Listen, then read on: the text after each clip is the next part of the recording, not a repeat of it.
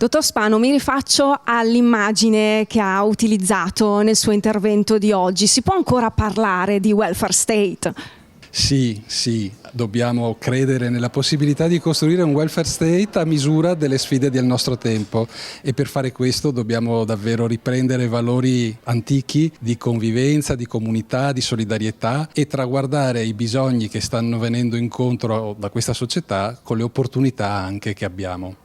Abbiamo visto che la popolazione italiana in generale è una popolazione che invecchia sempre di più e questo ci chiama a dei veri e propri business plan per il futuro. La Regione programma le risorse, programma delle risposte ai bisogni con degli strumenti via via sempre più di dettaglio e con degli interventi che devono articolarsi senza sovrapporsi. Certamente c'è un tema di risorse che sono sempre tendenzialmente scarse, ma una buona programmazione sa cogliere anche le opportunità appunto di quelle che sono le energie della società e delle famiglie che messe in sinergia possono davvero portarci alle risposte che servono. E un altro tema fondamentale che ha affrontato oggi è stato anche quello del fare rete e anche un importante distinguo sull'aspetto, quello socioassistenziale. Il sistema socioassistenziale deve vedere coinvolte tutte le energie di un territorio. In Veneto abbiamo una ricchezza straordinaria, i tecnici la chiamano capitale sociale, ma insomma è l'eredità che i nostri padri ci hanno lasciato di saper vivere, saper condividere e questo oggi passa attraverso una capacità che è quella di coprogettare. Quindi la pubblica amministrazione non è più un fornitore o un erogatore, ma deve essere un soggetto che messo in rete con gli altri, con soprattutto il mondo delle cooperative, il terzo settore, il volontariato, sa rendere massimamente utile ogni energia che un territorio può esprimere. Il progetto di cui abbiamo parlato oggi è un progetto importante perché affronta una questione molto sentita e con un approccio sfidante, dove la sfida vale per tutti, vale per la Regione che ha progettato e messo delle risorse, ma vale anche per il paternariato che ha saputo articolarsi coinvolgendo tante energie, tante visioni e fare sintesi di queste nella prospettiva di costruire qualcosa che oggi magari ci manca. Da questo punto di vista è importante anche il ruolo di chi ha promosso e quindi la Fondazione sicuramente riceve il nostro applauso perché la rete ha sempre bisogno di qualcuno che ce l'abbia in testa prima e poi concorra a costruirla e noi come sistema regionale abbiamo bisogno che queste esperienze si moltiplichino.